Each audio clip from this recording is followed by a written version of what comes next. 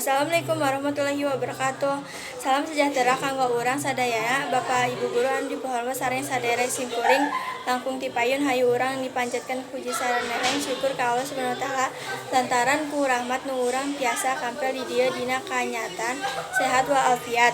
Shalawat serta salam talupa urang Nabi Muhammad sallallahu alaihi wasallam dina kesempatan teu simkuring baris nipeukeun bintan nggunaan tata krama.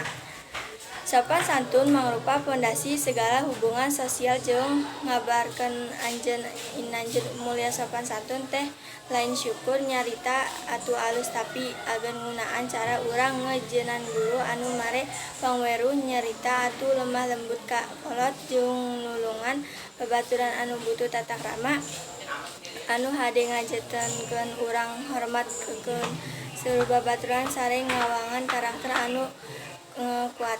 Sekian dari saya. Wassalamualaikum warahmatullahi wabarakatuh.